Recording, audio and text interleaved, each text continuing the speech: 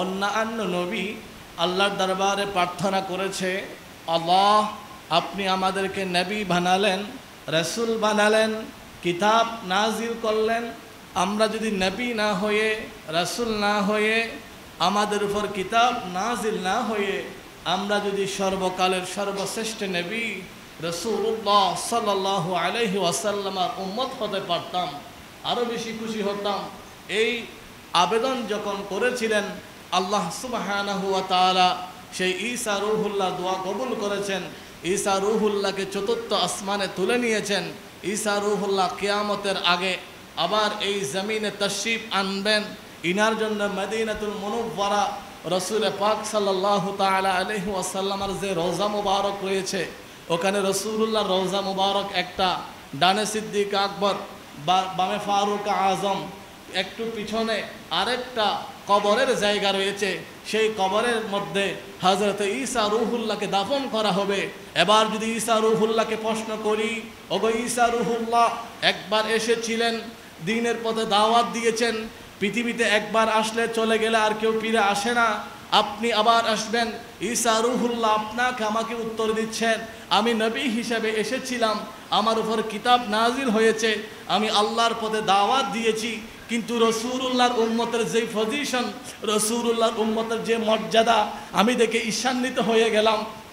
কারণ কিয়ামতের ময়দানে আদম সফিউল্লাহ থেকে ঈসা রূহুল্লাহ পর্যন্ত প্রত্যেকে ইয়া নফসি ইয়া নফসি ইয়া নফসি ইয়া নফসি বলবে। জান্নাতের মধ্যে সর্বপ্রথম রসুলুল্লাহ জান্নাতে যাবেন, আর উম্মতের মধ্যে সর্বপ্রথম রসুলুল্লাহর উম্মতদেরকে জান্নাতে নিয়ে যাবেন। এমন পজিশন দেখে আমি আল্লাহর দরবারে প্রার্থনা করেছি, আল্লাহ আমাকে নবী বানিয়েছেন, আমার উপর আপনি কিতাব অবতীর্ণ করেছেন, আল্লাহ আমি আপনার দরবারে সেজদা দিচ্ছি, শুকরিয়া আদায় করছি। যদি আমি নবী না হয়ে, রাসূল না হয়ে মুহাম্মদুর রাসূলুল্লাহর উম্মত হতাম, আমি আরো বেশি কৃতজ্ঞতা আদায় করতাম। এই দোয়া যখন করলেন, আমার আল্লাহ দোয়া কবুল করলেন। ঈসা রূহুল্লাহকে চতুর্থ আসমানে তুলে নিলেন। ওগো ঈসা রূহুল্লাহ আমি আল্লাহ তুলে নিলাম, আবার আমি আপনাকে পাঠাবো। এবার ঈসা রূহুল্লাহ বলে, আল্লাহ আমাকে আবার পাঠাবেন নবী হিসাবে নয়, রাসূলুল্লাহর উম্মত হিসাবে। ঈসা রূহুল্লাহ আবার আসবেন, এসে কোনো নতুন কালিমার দাওয়াত দিবেন না। আমরা যে কালিমা পড়ি, এই কালিমা পড়ে ইনি ইসলামের দাওয়াত দিবেন। তাহলে রাসূলুল্লাহর উম্মত হওয়া এটা হচ্ছে একজন আল্লাহর সৃষ্টির মধ্যে সবচাইতে বড় পাওয়া। সাহাবায়ে কেরাম দুই চোখ, দুই হাত, দুই পায়ের মানুষ, কিন্তু সাহাবীদের মর্যাদা অনেক উপরে। কি কারণে হলো? ওনাদের নামাজ, রোজা, হজ, যাকাত, জিহাদের কারণে নয়। ওনারা ওনাদের চোখ দিয়ে নবী মুহাম্মদুর রাসূলুল্লাহকে দেখেছেন, আবার সেই ঈমান নিয়ে কবরে গিয়েছেন। এই জন্য সাহাবায়ে কেরামের মর্যাদা অনেক উপরে। তো এই সাহাবায়ে কেরাম যদি রাসূলুল্লাহকে এক সেকেন্ডের জন্য দেখার কারণে তো দামি হয়। রমজান মাস কোরআনুল কারীম অবতীর্ণ হওয়ার কারণে দামি হয়। তাহলে রবিউল আউয়াল মাস, যে মাসের মধ্যে নবী রাহমাতুল লিল আলামিন এসেছেন, এই মাস হচ্ছে আল্লাহর দিনের মধ্যে, রাতের মধ্যে, মাসের মধ্যে সর্বশ্রেষ্ঠ মাস রবিউল আউয়াল। তাহলে আমরা এই আলোকে আমরা এক একটা হাদিস শরীফ জানবো। তাহলে আমরা আজকে খুতবার শিরোনাম দিতে পারি, ঈদে মিলাদুন নবী সাল্লাল্লাহু আলাইহি ওয়াসাল্লাম, মুমিনের ঈদ। মুমিনের ঈদ। তাহলে মুমিন কারা? যারা আল্লাহ মানে, নবী মানে, রাসূল মানে, কোরআন মানে, সুন্নাহ মানে, তারা হচ্ছে মুমিন। আমরা জানি আমাদের এখানে ঈদ প্রচলন আছে, রমজানের ঈদ, কোরবানের ঈদ। রমজানের ঈদ কাদের জন্য? সবার জন্য না। রাসূলুল্লাহ বলেছেন ইয়াউমাল ঈদি ওয়া ইয়াউমাল ওয়াঈদ, কারো জন্য ঈদ আর কারো জন্য ওয়াঈদ। ঈদ কাদের জন্য, ওয়াঈদ কাদের জন্য? ঈদ মানে খুশি, ওয়াঈদ মানে দুঃখ। এখন খুশি কাদের জন্য, দুঃখ কাদের জন্য? বলে যারা 30টা রোজা রাখবে তাদের জন্য হচ্ছে ঈদ। যারা যাকাত দিবে, ফিতরা দিবে, আল্লাহর বিধান পালন করবে রমজান মাসে, তাদের জন্য হচ্ছে আজকে কিদের দিন? ঈদের দিন। আর যারা রোজা রাখবে না, যাকাত দিবে না, ফিতরা দিবে না, তাদের জন্য হচ্ছে ওয়াঈদ, দুঃখের দিন। তাহলে ঈদ উল ফিতরের দিন রোজাদারের জন্য ঈদের দিন, কুরবানের দিন ঈদের দিন। এটা কাদের জন্য ঈদের দিন?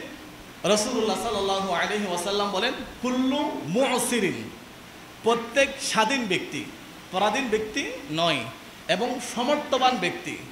যার কাছে নেশাব পরিমাণ সম্পদ আছে তার জন্য কুরবানির দিন ঈদের দিন, যার কাছে নেশাব পরিমাণ সম্পদ নাই তার জন্য কুরবানি ওয়াজিব নয়।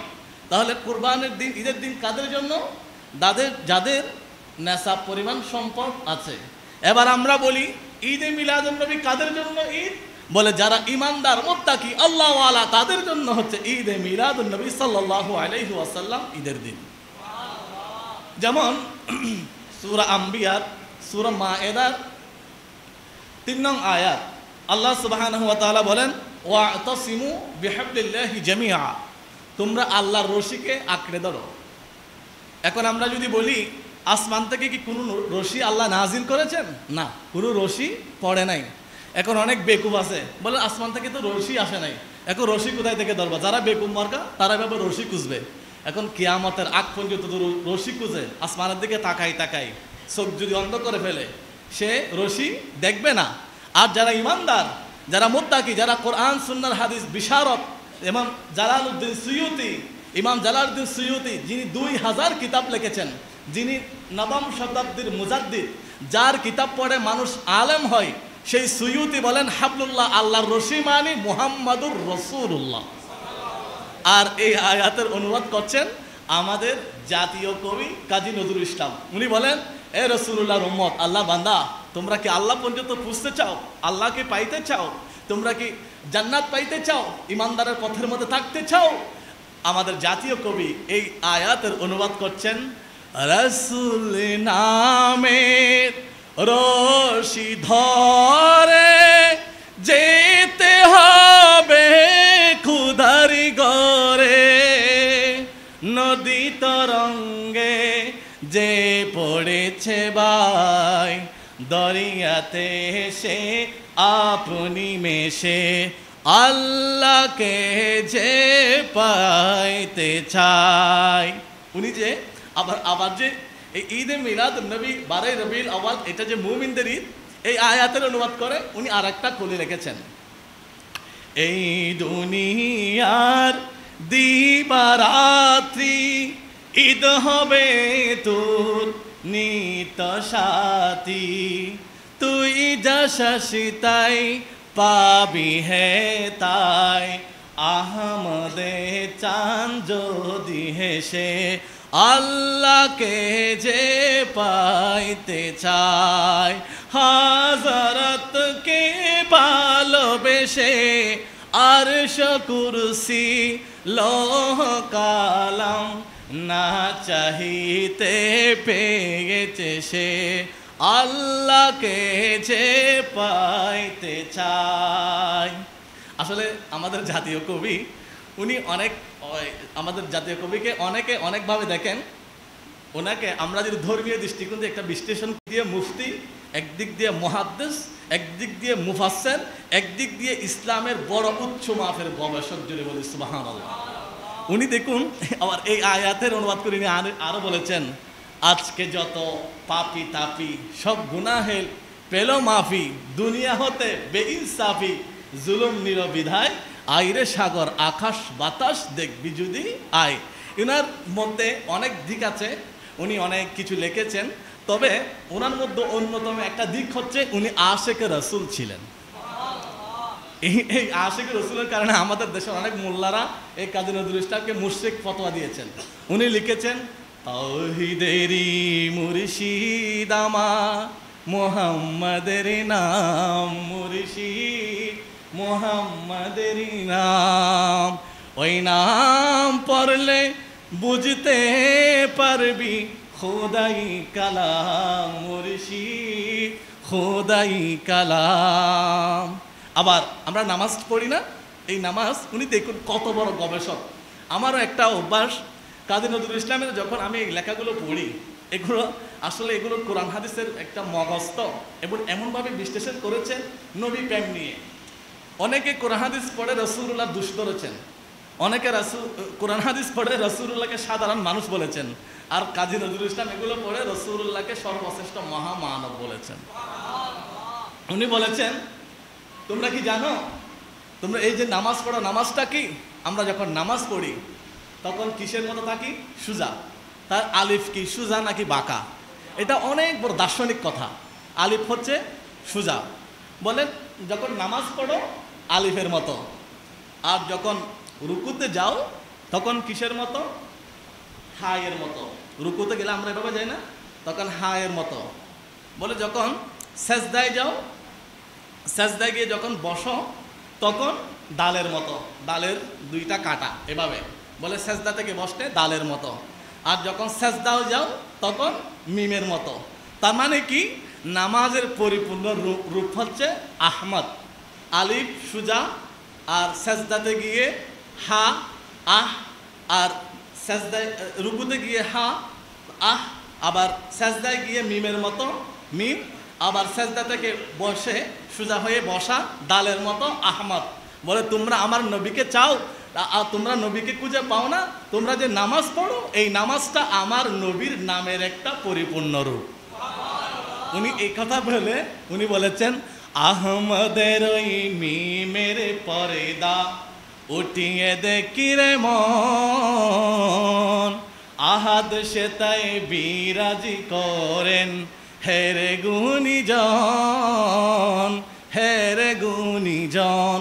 বলে আহাদ কোথায়? আল্লাহ কোথায়? বলে আল্লাহ কোথায়? বলে আল্লাহ আহমদের মধ্যে। বলে কেমনে? আহমদের মধ্যে থেকে যখন তুমি মিমটা উঠিয়ে দিবা বলে আহাদ হয়ে যাবে। আর আহাদ মানে আমার আল্লাহ। তুমি যখন নামাজের মধ্যে দাঁড়াবা সোজা হয়ে আলিফের মতো, যখন রুকুতে যাবা হায়ের মতো, যখন সেজদায় যাবা মিমের মতো, যখন বসবা দালের মতো। এই যে আহমদ আকৃতি নামাজের মধ্যে তুমি আহাদ আমার আল্লাহ মাওলাকে পেয়ে যাবা। এই জন্য আল্লাহ বলেন আত্তাহিয়াতু লিল্লাহি ওয়াস সালাওয়াতু ওয়াত তাইয়্যিবা। নামাজের মধ্যে আমার আল্লাহর প্রশংসা পবিত্রতা বর্ণনা করা যেমন ফরজ, আল্লাহ বলেন ওয়াসসালামু আলাইকা আইয়ুহান নাবিয়্যু, আমার নবীকে সালাম দেওয়াও নামাজের মধ্যে সেম ফরজ। এই সালাম আমরা নামাজের ভিতরে দিই, আবার নামাজের বাহিরে দিই। আসসালামু আলাইকা মানে কি? ইয়া নবী সালাম আলাইকা। ওইটা আরবি ভাষায়, এটা আমরা বাংলা আমাদের মনের ভাষায় প্রকাশ করি, সেম জিনিস। ওইটা নামাজের মধ্যে দিকে কি সালাম, এটা দুরূদ শরীফ।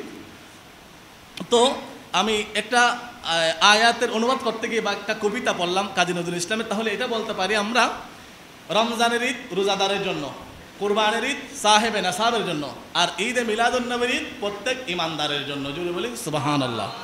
কেন? আল্লাহ তাআলার প্রিয় হাবিব বলেন ইন্নাল্লাহা আস্তাফা কিনানা মিন উলদি ইসমাঈল ওয়াস্তাফানি মিন বনি হাশিম। আল্লাহ সুবহানাহু ওয়া তাআলা আমাকে সর্বশ্রেষ্ঠ বংশ বনি হাশিমের মাধ্যমে দুনিয়ার মধ্যে পাঠালেন।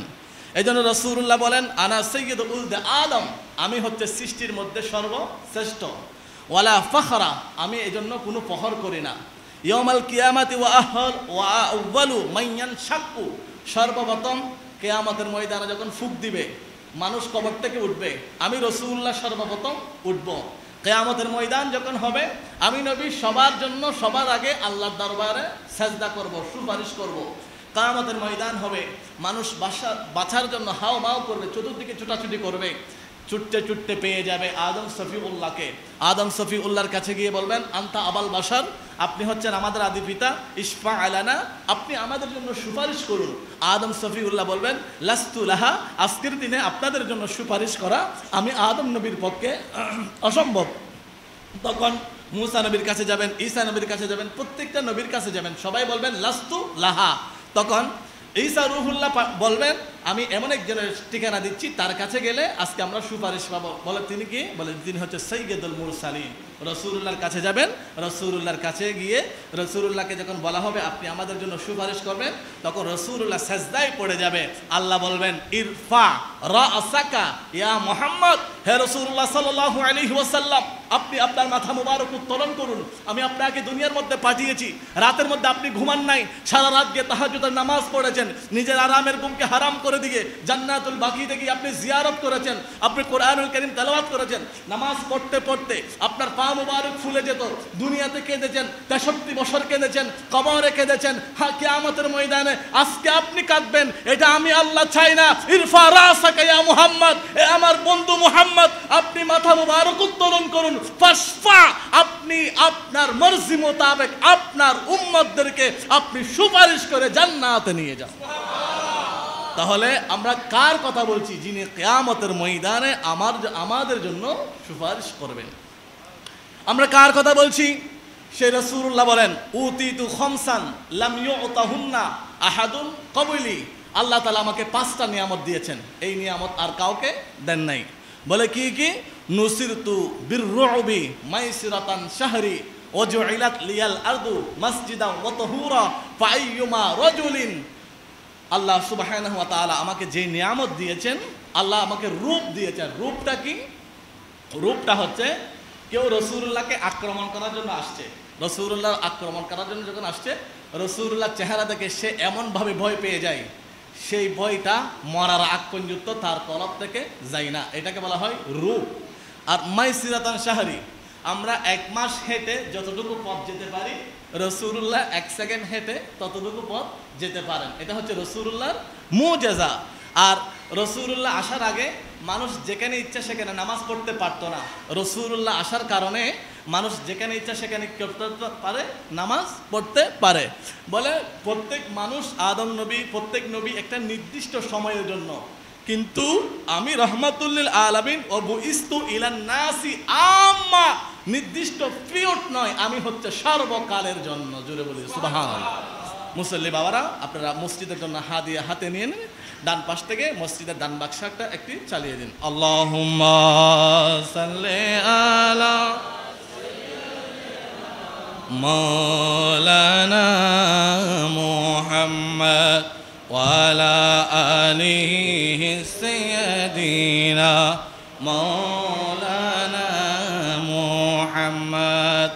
আমার বাবারা, তাহলে আমরা জানলাম যার কথা বলছি ইনি সাইয়্যিদুল মুরসালিন রাহমাতুল লিল আলামিন। ইনার আরেকটা উপাধি হচ্ছে, ইনি হচ্ছে হায়াতুন নবী। হায়াতুন নবী মানে জিন্দা নবী। আল্লাহর নবী মেরাজ করছিলেন, যাওয়ার সময় উনি বললেন, এই জিব্রাইল দাঁড়াও। বলে, ইয়া রাসূলুল্লাহ, কি জন্য দাঁড়াবো? বলে, আমি দেখলাম মূসা নবী কবরের মধ্যে ওহুয়া ইউসাল্লি, উনি নামাজ পড়ছেন। মূসা নবী কোথায় নামাজ পড়ছেন? কবরে। তাহলে যেই মানুষটা মারা গেল, সেই মানুষটা কি নামাজ পড়তে পারে? হ্যাঁ। বলে, তিনি যদি নবী হয় তাহলে ওই নবীকে আল্লাহ সুবহানাহু ওয়া তাআলা কবরের মধ্যে হায়াত দান করেন। সুবহানাল্লাহ। তো এই মূসা নবী যদি হায়াতুন নবী হয়, আমাদের নবী কি হবে? এটা আমরা রাসূলুল্লাহর জবান থেকে শুনবো। রাসূলুল্লাহ বলেন, ইন্নাল্লাহা হাররামা আলাল আরদি আজসাদাল আমবিয়াই। আল্লাহ সুবহানাহু ওয়া তাআলা মাটিকে নির্দেশ দিয়েছেন, হে মাটি, তোমরা আমার যারা নবী রাসূল তাদের শরীর কি করবে না? বক্ষণ করবে না। আরে নবী রাসূল তো আছে, কিন্তু দেখা যায় 20 বছর, 30 বছর, 40 বছর, প্রত্যেক মাসে 2-1টা সংবাদ পাওয়া যায়, প্রত্যেক মাসে পাওয়া যায়। এরকম আমি কয়েকটা কবর, কয়েকটা মাজার জিয়ারত করেছি। তাদের মারা যাওয়ার পরে 5 বছর পরে কবরের মধ্যে যেমন দিয়েছে তেমন ছিল। এরকম একজন হচ্ছে রামগড়, তার নাম হচ্ছে মুহাদ্দিস আব্দুল হামিদ শাহ। উনি আমাদের জামিয়া আহমদিয়া সুন্নি আলিয়া শাইখুল হাদিস ছিলেন। উনি ছাত্রদেরকে বুখারী পড়াতেন, মুসলিম, আবু দাউদ, নাসাই, তিরমিজি পড়াতেন। ইনার মাজার হচ্ছে রামগড় কৃষি গবেষণা ইনস্টিটিউটের পিছনে। ওইটা ছিল পাহাড়ি এলাকা, রামগড়, কাংড়াচড়ি জেলা। ওনাকে দাফন করা হয়েছে। 3 বছর পরে পাহাড়ি ঢল এসে ওনার কবর থেকে মাটিটা সরে গেল।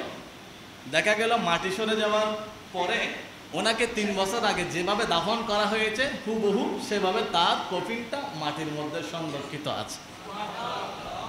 তো একজন আলেমের যদি অবস্থা হয়, সাইয়্যিদুল মুরসালিনের কি অবস্থা? আর সে রাসূলুল্লাহ বলেন, আমি কি হায়াতুন নবী। বলে, হায়াতুন নবী হলে কি হবে? আল্লাহর নবী বলেন, মা মিন আহাদিন ইউসাল্লিমু আলাইয়া, কেউ যদি আমাকে সালাম দেয়, আমার উপর দুরূদ শরীফ পড়ে, ইল্লা রাদ্দাল্লাহু আলা রূহি, আমি ওই ব্যক্তির সালামটা আবার উত্তর দিয়ে দিই। সুবহানাল্লাহ। কোনো ব্যক্তি যদি মুসিবতে পড়ে, দুরূদ শরীফ পড়ে, আমাকে সালাম দেয়, আমি তার মুসিবতগুলো আল্লাহর হুকুমে দূর করে দিই। জুড়ে বলি সুবহানাল্লাহ। এটা কোথায় আছে? বুখারী, মুসলিম শরীফের মধ্যে। তাহলে তিনি কে? তিনি হচ্ছে প্রথম মানব, কিন্তু পাঠিয়েছেন সবার শেষে। সৃষ্টির মধ্যে প্রথম, পাঠানোর মধ্যে শেষ। আমরা যে বলছি ঈদ এ মিলাদুন নবী সাল্লাল্লাহু আলাইহি ওয়াসাল্লাম মুমিনের ঈদ, এটা কেমনে? আমি সোজাসুজি শুধু কোরআন থেকে বলবো। কোরআন থেকে আমি এখানে 61টা আয়াত কোট করেছি, একটা বলবো এটা কেমনে। এক নম্বর, আল্লাহ সুবহানাহু ওয়া তাআলা একটা এভাবে মাহফিল করেছেন। আল্লাহ ছিলেন বক্তা, সমস্ত মানুষ ছিলেন শ্রোতা, আপনি আমি সবাই ছিলাম। আল্লাহ তাআলা বক্তব্য দিয়েছেন, আলাস্তু বিরাব্বিকুম, আমি কি তোমাদের প্রভু? আমরা সবাই বলেছিলাম ক্বালু বালা, হ্যাঁ আপনি আমাদের প্রভু। এটা ছিল কোরআনের মধ্যে প্রথম মাহফিলের কথা, এটা ছিল তাওহীদের মাহফিল। এরপরে সূরা আলে ইমরানের 81 নং আয়াত, এখানে আরেকটা মাহফিলের কথা আসছে। এখানে বক্তা ছিলেন আল্লাহ, শ্রোতা ছিলেন সমস্ত আম্বিয়া ইকরাম, আদম সফিউল্লাহ, ঈসা রূহুল্লাহ, মুসা কালিমুল্লাহ। এখানে আল্লাহ বক্তব্য দিয়েছেন কি বলে, ওয়াইদ আখাযাল্লাহু মিসাকান নাবিয়্যি লামা আতাইতুকুম। আল্লাহ বক্তব্য দিয়েছেন, হে নবী, হে আদম, ঈসা, মুসা, তোমরা শুনো, আমি তোমাদেরকে নবী হিসাবে পাঠাবো, তবে একটা শর্ত আছে। বলে কি শর্ত? বলে আমি সবার শেষে সৈয়দুল মুরসালিন রহমাতুল লিল আলামিনকে পাঠাবো। আমি যখনই পাঠাবো তোমরা তোমাদের দিন ধর্ম ছেড়ে লা তুমিনুন্না বিহি, ওই নবীর উপর ঈমান আনবে, ওই নবীকে সাহায্য করবে। এই মজলিসটা ছিল মূলত রাসূলুল্লাহর মিলাদ, রাসূলুল্লাহর জন্ম উপলক্ষে আল্লাহ তাআলা নবী রাসূলদেরকে নিয়ে আল্লাহর আরেকটা মজলিস। এবার আসুন, কোরআনুল কারীমের মধ্যে সূরার সংখ্যা কয়টা? 114টা। 114 সূরার মধ্যে একটা সূরার নাম হচ্ছে বালাদ। বালাদ মানে কি? শহর। বালাদ শব্দের অর্থ হচ্ছে শহর। এখানে শহর বলতে কোন শহরকে বুঝিয়েছেন? শহর বলতে মক্কাতুল মুকাররমাকে বুঝিয়েছেন। এবার যদি আমরা কোরআনকে জিজ্ঞাসা করি, দুনিয়ার মধ্যে এত নামি দামি শহর থাকতে এখানে মক্কাতুল মুকাররমার নাম কেন উল্লেখ করা হয়েছে? এর পরের আয়াতে আল্লাহ তাআলা বলে দিচ্ছেন, লা উকসিমু বিহাযাল বালাদ ওয়া আনতা হিল্লুম বিহাযাল বালাদ ওয়ালিদি ওয়ামা ওয়ালাদ। কারণ এই শহরের মধ্যে সৈয়দুল মুরসালিনের মিলাদ হয়েছে, জন্ম হয়েছে। এখন রাসূলুল্লাহর মিলাদ উপলক্ষে যদি সেই স্থানের নাম কোরআনুল কারীমের মধ্যে চলে আসে, এখন কেউ যদি বলে রাসূলুল্লাহর মিলাদের জন্মের অস্তিত্ব নাই, তাহলে কোরআনুল কারীম থেকে সূরা বালাদ কি করতে হবে? বাদ দিতে হবে। কারণ কোরআনুল কারীমের সূরা বালাদের প্রেক্ষাপটের নামকরণের প্রেক্ষাপট হচ্ছে আসবাবুন নুজুল ওয়ান নুকুল। আল্লামা সুয়ুতি বলেন এটা বালাদ নামে নামকরণ করা হয়েছে কারণ বালাদ শহরে আমার নবীজির মিলাদ হয়েছে। তাহলে এবার যদি বলি আমরা কেন করব? আল্লাহর কোরআন বলে 3 পারার প্রথম আয়াত, তিলকার রুসুলু ফাদ্দালনা বা'দাহুম আলা বা'দ। আমি যত নবী রাসূল পাঠিয়েছি সবার চাইতে সর্বসেরা করে একজনকে পাঠিয়েছেন, তিনি হচ্ছেন নবী রাহমাতুল লিল আলামিন। রাহমাতুল লিল আলামিন পেয়ে আমরা মিলাদুন নবী ঈদ কেন করব? আল্লাহ বলেন, শাহরু রমাদানাল্লাযী উনজিলা ফীহিল কুরআন, তোমরা রমজান মাসে 30টা রোজা রাখো। কেন রাখো? কারণ উনজিলা ফীহিল কুরআন, ওই মাসের মধ্যে আল্লাহ তাআলা কি করেছেন? কোরআন নাজিল করেছেন। তো কোরআন নাজিল করার কারণে একটা মাস যদি দামি হয়, আর যেই রাতের মধ্যে, যেই মাসের মধ্যে, যেই দিনের মধ্যে আমার আল্লাহ রাহমাতুল লিল আলামিনকে পাঠালেন, ওই রাতটা হচ্ছে, ওই দিনটা হচ্ছে লাইলাতুল কদরের চাইতে বেশি দামি। এটা কোরআন বলেন। কোরআন কি বলে? তানাজ্জালুল মালাইকা। লাইলাতুল কদর দামি হয়েছে কারণ ওই রাতে আল্লাহ কোরআন নাজিল করেছেন, এক কথা। আর এক কথা হচ্ছে তানাজ্জালুল মালাইকা, আল্লাহ ফেরেশতা নাজিল করেছেন। এখন আমরা বলি কোরআন ফেরেশতা দামি নাকি নবী দামি? তো ফেরেশতা দামি হওয়ার কারণে যদি লাইলাতুল কদর দামি হয়, আর রাহমাতুল লিল আলামিন যেই রাতে আসছেন সেই রাত হচ্ছে সবচেয়ে বেশি দামি। এটা আল্লাহ তাআলা কোরআনের মধ্যে বলেছেন, ইন্না আনজালনাহু ফি লাইলাতিল কদর। এবার আমরা যদি বলি, হে আল্লাহ, আমরা যে এই রাসূলুল্লাহর মিলাদকে উপলক্ষ করে কথাগুলো বলছি, এগুলো সর্বপ্রথম কে বলেছেন? আল্লাহর কোরআন বলেছে, ওয়াইদ আখাযাল্লাহু মিসাকান নাবিয়্যিন। এই কথা তো সর্বপ্রথম আমি সূরা আলে ইমরানের 31 নং আয়াতের মধ্যে বলেছি। সুবহানাল্লাহ। বলে কেন? আল্লাহ তাআলা কোরআনের মধ্যে বলেছেন, ওয়াইদ নাজ্জাইনাকুম মিন আলি ফিরআউনা ইয়াসুমুনাকুম সুআল আযাব। হযরতে মূসা নবীকে ফেরআউনের আযাব থেকে মুক্তি দিয়েছেন তিনি কে? আল্লাহ। মূসা নবীর উম্মতদের উপর ফেরআউন জুলুম করতে করতে শেষ সীমা অতিক্রম করেছে। একজন শিশু জন্মগ্রহণ করেছে, তাকে অগ্নিকুণ্ডের মধ্যে নিক্ষেপ করেছে। একজন মহিলা গর্ভবতী হয়েছে, তাকে কেটে টুকরা টুকরা করে নদীর মধ্যে ভাসিয়ে দিয়েছে। এমন জুলুম করতে করতে জুলুমের সীমা অতিক্রম করেছে। মনে রাখবেন, পৃথিবীর মধ্যে সব কিছুর স্থায়ী হলেও একটা জিনিসের স্থায়ী হবে না, সেটা হচ্ছে জুলুম। জুলুম কখনো স্থায়ী হবে না। গতকাল একজন মানুষের চেহারা দেখে আমার বড়ই মায়া লেগেছে।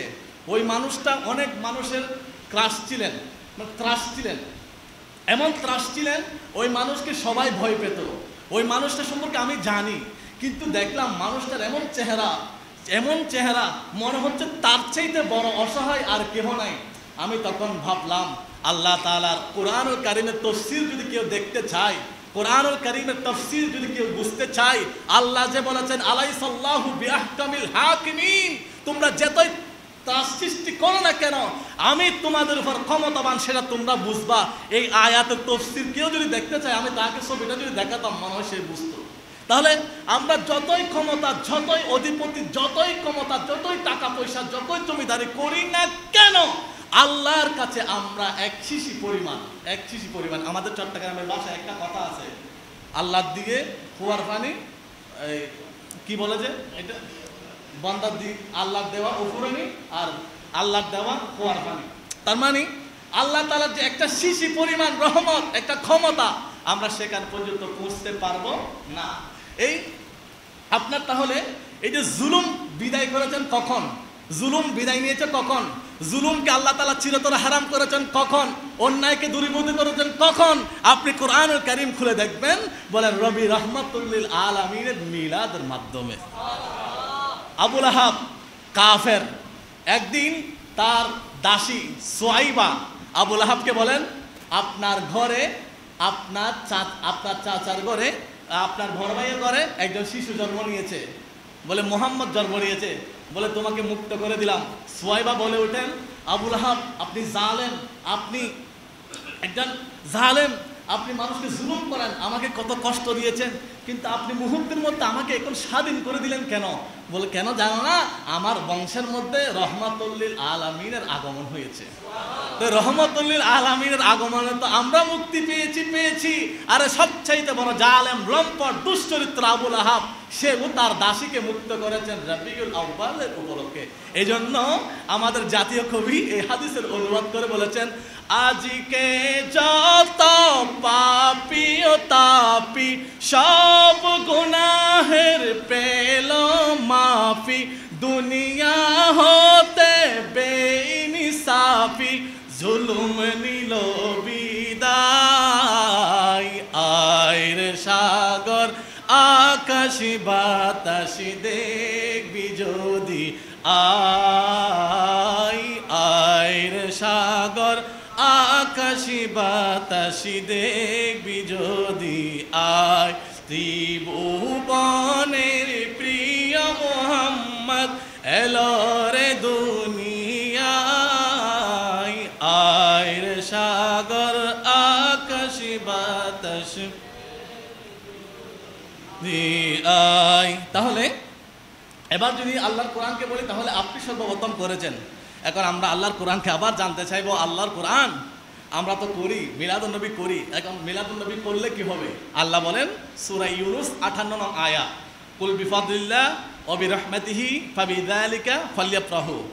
হে আমার বান্দারা, তোমরা যখন আমার নিয়ামত পেয়ে আমার কাছে কৃতজ্ঞতা আদায় করবা, খুশি উদযাপন করবা, সেই খুশিটা, সেই কৃতজ্ঞতা হুয়া খায়রুম মিম্মা ইয়াজমাউন, অন্যান্য ইবাদত করে যেই সওয়াব পাও, ওই সব সওয়াব যদি এক পাল্লা রাখা হয়, সব সওয়াবের চাইতে বেশি আমি নবীকে, আমার নবীকে ভালোবাসার কারণে, আমার নবীর মিলাদ উদযাপন, খুশি উদযাপন করার কারণে আমি তোমাদেরকে দান করব। এরপরে যদি আমরা বলি, লাস্ট আয়াত যদি আমরা বলি, হে আল্লাহর কোরআন আমরা করি, কেউ কেউ বিরোধিতা করেন, এটার উত্তর কি? কোরআন বলে দিচ্ছে ইউরিদুনা লিইউতফিউ নূরাল্লাহ। এটার বিরোধিতা প্রথম করেছিল শয়তান। শয়তান 4 বার কেঁদেছে, রহমাতুল্লিল আলামিন যেদিন দুনিয়াদের মধ্যে এসেছে তখন সবাই খুশি, একজন কাঁদে, তার নাম হচ্ছে শয়তান। বলে শয়তান কাঁদোস কেন? কত আজকে রাসূলুল্লাহকে পাঠিয়েছেন, যেটার কারণে সমস্ত বিশ্ব মানবতাকে আল্লাহ তাআলা মুক্তি দিয়েছেন। ওই নবী আসছেন মানে আমার 12টা বেজে গেল, এই জন্য আমি কাঁদছি। তাহলে রাসূলুল্লাহর আগমনের কারণে নাখুশ হয়েছে কে? শয়তান। আর কোরআন বলে দিচ্ছেন ইউরিদুনা লিউতফিউ, আল্লাহর নূর নবী রাহমাতুল্লিল আলামিনকে এই আলোকে তারা নিভাতে চেয়েছিল। ইউরিদুনা, এটাকে আরবি ব্যাকরণ ভাষা বলা হয় মুজারা। মুজারাতে দুইটা কাল থাকে, আমরা যেমন বর্তমান, ভবিষ্যৎ, অতীত। ইংলিশে দুইটা, পাস্ট, প্রেজেন্ট, ফিউচার। আরবির মধ্যে কাল 3 প্রকার, আপনার মাজি, মুস্তাকবেল, হাল। আবার দুইটাকে একটা করেছে, হাল এবং মুস্তাকবেলকে একটা করে বলা হয় মুজারা। এটা হচ্ছে মুজারা সিগা। মুজারা সিগা মানে শব্দ। এখানে এই মুজারা দিয়ে কি বুঝিয়েছেন? বলে রাসূলুল্লাহর এই আগমনের বিরোধিতা শয়তান করেছিল, যুগে যুগে করেছে, কিয়ামত পর্যন্ত করতে থাকবে। কিন্তু নূরুল্লাহি বিআফওয়াহিহিম, তারা এই নূরকে নিভাতে পারবে না। বলে কি হবে? ওয়াল্লাহু মুতিম্মু নূরিহি, এটার পূর্ণতা দিয়েছেন তিনি কে? আল্লাহ। বলে কি হবে? ওয়ালাউ কারিহাল কাফিরুন, কাফেরদের মধ্যে তারা একটু অসন্তুষ্ট হবে, কিন্তু নবী রাহমাতুল্লিল আলামিনের আগমন এটা হচ্ছে ঈমানদারের জন্য সবচেয়ে বড় খুশির সংবাদ। এই জন্য রাসূলুল্লাহকে জিজ্ঞাসা করা হলো, সুইলা রাসূলুল্লাহ সাল্লাল্লাহু আলাইহি ওয়াসাল্লাম আন সাওমি ইয়াউমুল ইসনাইন, হে রাহমাতুল্লিল আলামিন আপনি সোমবার রোজা রাখেন কেন? বলে ফাকালা ফিহি উলিদতু ওয়া ফিহি উনজিলা আলাইয়াল কুরআন, এই দিন আমি জন্মগ্রহণ করেছি, আমি নবী রাহমাতুল্লিল আলামিন প্রত্যেক সোমবারে রোজা রেখে আমি আমার মিলাদ উদযাপন করি। রাসূলুল্লাহর পরে সর্বশ্রেষ্ঠ মানুষ কারা? সাহাবায়ে কেরাম। তাদেরকে যদি বলি আপনারা কি করেছেন? আবু দারদা উনি বলেন আমি একদিন রাসূলুল্লাহর সাথে মারারতু মাআন নবী সাল্লাল্লাহু আলাইহি ওয়াসাল্লাম, রাসূলুল্লাহর সাথে আমি হাঁটছিলাম, হাঁটার পরে আমি দেখলাম ইলা বাইতিল আমের আল আনসারি, একজন সাহাবী আমের আল আনসারি ঘরের পাশে গেলাম, আমি দেখলাম ওহুয়া ইয়ালামু উইলাদাতিহি লিআমবিয়াই ওয়া আশিরাতিহি, তিনি তার পরিবার সন্তানদেরকে নিয়ে রাসূলুল্লাহর মিলাদের কথা বলছেন, রাসূলুল্লাহর জন্মের আগের কথা বলছেন। তো এই কথাগুলো যখন বলছেন তখন রাসূলুল্লাহ আমের আল আনসারিকে ফানাদা আমেরুল আনসারি ডাকলেন, বলেন ইন্নাল্লাহা ফাতাহা আলাইকা আবওয়াবার রাহমা, হে আবু আবার আনসারি তুমি দুনিয়ার সব ব্যস্ততা রেখে তুমি তোমার পরিবার নিয়ে, সমাজ নিয়ে, আমি নবীর মিলাদ, আমি নবীর আগমন, আমি নবীর খুশি উদযাপন নিয়ে তুমি আলোচনা করছো, তুমি জেনে রাখো ইন্নাল্লাহা ফাতাহা আলাইকা আবওয়াবার রাহমা, আমার আল্লাহ তোমার জন্য রহমতের দরজা খুলে দিয়েছে। ওয়া মালাইকাতা ইস্তাগফিরুনা লাকুম, আল্লাহর যত ফেরেশতা আছে সব ফেরেশতা তোমার জন্য ক্ষমা প্রার্থনা করছে। সম্মানীয় মুসল্লিন কিরাম, আমার আজকের এই খুতবার আলোচনার সাবস্টেন কথা হচ্ছে মুমিনের ঈদ, ঈদে মিলাদুন নবী সাল্লাল্লাহু আলাইহি ওয়াসাল্লাম। কাদের ঈদ? মুমিনের ঈদ। এটা কাকে উপলক্ষ করে? সৈয়দুল মুরসালিন রাহমাতুল্লিল আলামিনকে উপলক্ষ করে। এই উপলক্ষে আমি এখানে এই বিষয়ের আলোকে আমি 13টা হাদিস শরীফ বলেছি আপনাদের খেদমতে। মজার বিষয় হচ্ছে এই 13টা হাদিস শরীফ সবগুলো বুখারী এবং মুসলিম। যদিও বা কেউ ঈদে মিলাদুন নবীকে নিয়ে এতরাজ করে, কিন্তু আমি যে হাদিস শরীফগুলো বলেছি এগুলো হচ্ছে বুখারী এবং মুসলিম। যেই দুইটা কিতাব নিয়ে মুসলমানদের কোনো দল এখনো এতরাজ করে নাই, মানে এই দুইটা কিতাবের উপর কেউ কি হয় নাই, মতবিরোধ করে নাই, ইখতিলাফ করে নাই। এরপর আমি কোরআনুল কারীমের 61 আয়াত কোট করেছি, কিন্তু আপনাদের খেদমতে আমি বলার সুযোগ পেয়েছি মাত্র 16টা। এই কোরআনুল কারীমের 16টা আয়াত আমি বলেছি, এখানে 16টা শব্দের উপরও কেউ কোনো মুসলমান কি হয় নাই, এতরাজ করে নাই। সুতরাং বোঝা গেল আমি যেই বিষয়টা বলেছি সেটা কোরআন এবং হাদিসের আলোকে। এখানে প্রায় আমার এটা 50 পৃষ্ঠা লেখা আছে, 50 পৃষ্ঠা থেকে আমি আপনাদের খেদমতে মাত্র 13 পৃষ্ঠা বলার সুযোগ পেয়েছি। তাহলে যেভাবে বলুক, বিরোধিতা করুক, ঈদে মিলাদুন নবী সাল্লাল্লাহু আলাইহি ওয়াসাল্লাম বলে একটা বিষয় ছিল, আছে, কিয়ামত পর্যন্ত এটার পরিধি দিন দিন বাড়বে। বিরোধিতা করলেও বাড়বে, পালন করলেও বাড়বে, না করলেও বাড়বে। এখন আপনি আমি কিভাবে উদযাপন করব? 1 নম্বর, ওই যে রাসূলুল্লাহ উদযাপন করেছেন রোজা রেখে, আপনি রোজা রাখতে পারেন। 2 নম্বর, সাহাবায়ে কেরাম উদযাপন করেছেন, এটার কোরআন সুন্নাহর আলোকে আলোচনা করে আপনি আপনার পরিবারে। আমি দেখলাম, আমি গাট শেখ গেলাম রাঙ্গুনি একটা জায়গায়, দেখলাম সেখানে শেখ বাহারুল্লাহ মসজিদের মুসল্লি, এখানকার খতিব আমাকে বলছে হুজুর এখানে আপনার একজন মুসল্লি আছে, আপনার কথা বলেছে।